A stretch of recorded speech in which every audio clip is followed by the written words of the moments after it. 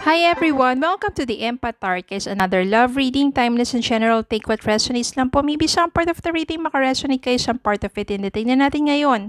Ano bang love connections ito? Ano bang mga aral at gabay sa buhay pag-ibig ang nais iparating sa atin ng ating spirit guide?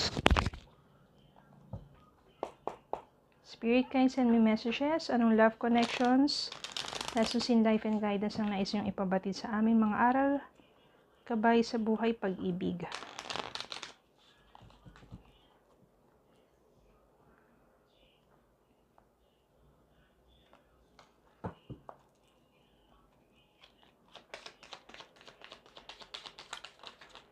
Oops.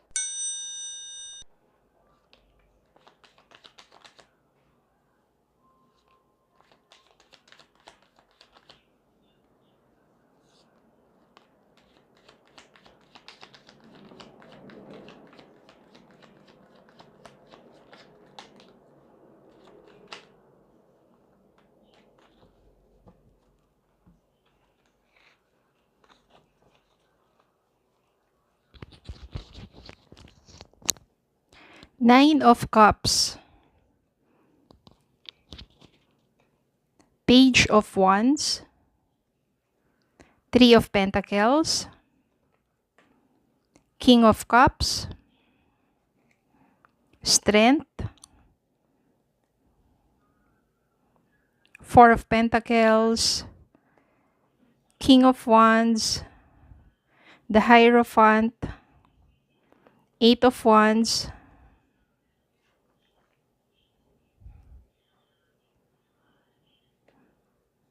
Five of Pentacles, and Queen of Cups.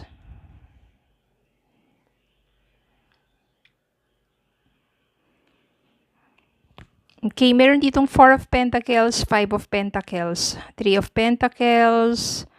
Halo ang mga energies dito. So, merong water sign, merong earth sign.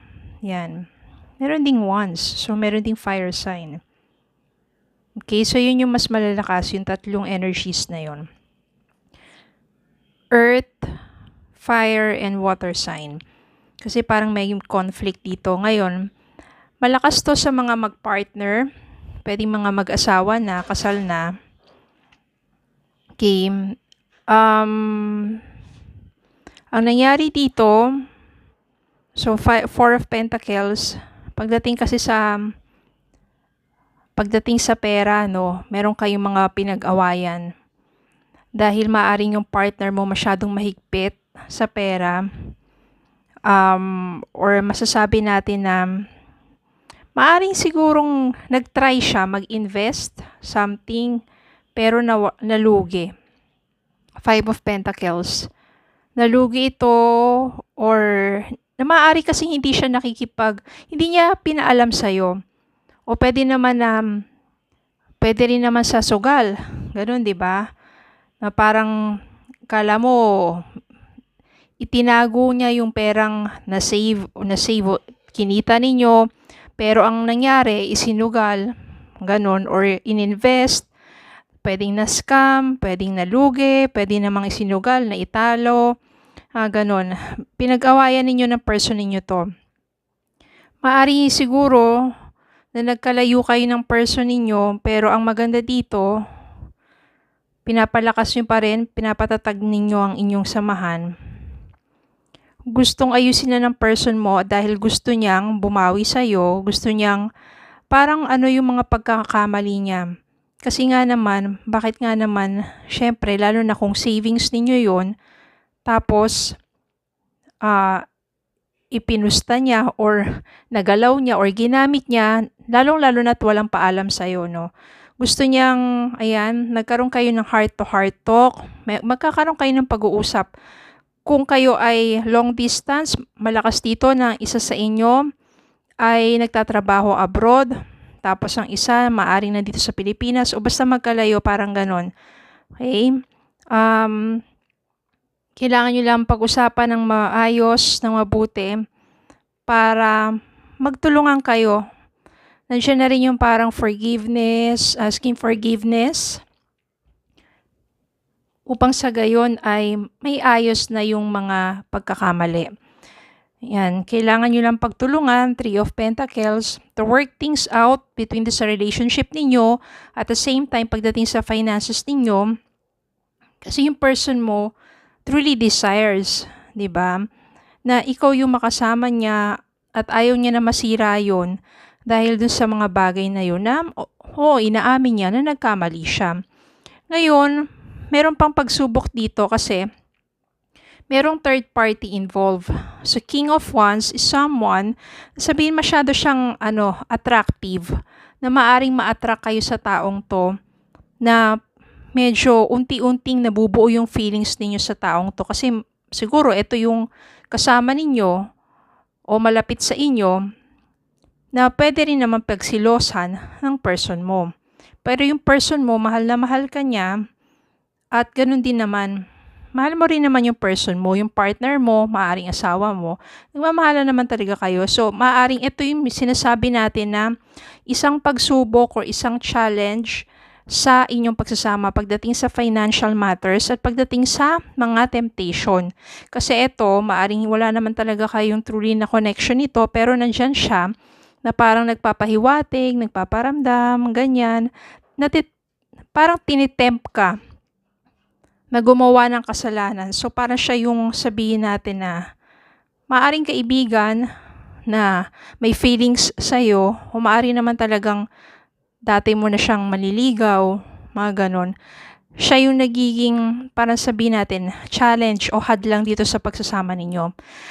Ngayon, kung kayo ay kasal na at ganon na nangyayari sa inyong married life, kailangan nyo ng marriage counsel. Diba?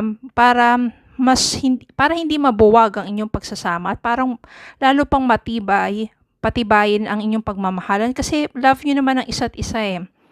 Ito lang yung mga pagsubok na dumadaan sa inyong pagsasama para sabihin na gaano ba katatag ang pundasyon ninyong dalawa.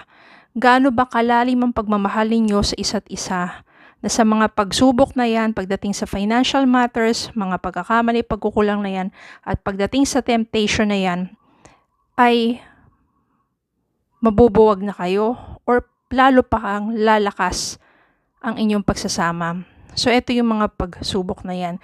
Ngayon, kapag napaglabanan nyo yung mga ganyang klaseng mga pagsubok at you work things out, nagkaroon kayo ng heart-to-heart talk at maaring nag-advise, meron sa inyong, sabihin natin, spiritual counsel, advisor, or mas nakatatanda sa inyo, nagpapayo sa inyo at sinunod nyo yon para sa ikabubuti ninyo, ng pagsasama ninyo at ng pamilya ninyo, matutupad dito, ito yung 9 of Cups. It will be a wish fulfillment kasi kapag ganon talaga nagmamahalan kayo at pinatibay nyo pa ang inyong samahan sa mga kung ano mang pagsubok na yan, makakamtam ninyo ang isang mas masaya at mas maunlad na pagsasama.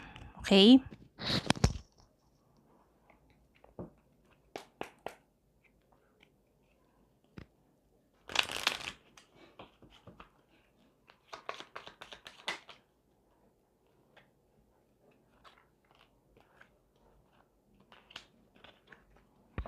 Yan o. Your desire is within your reach.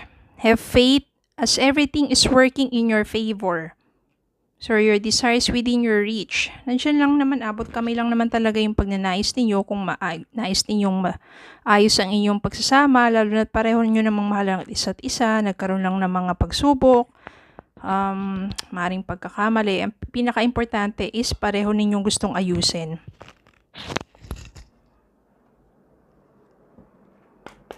Your desire is within your reach. Maaring sa financial matters din yan.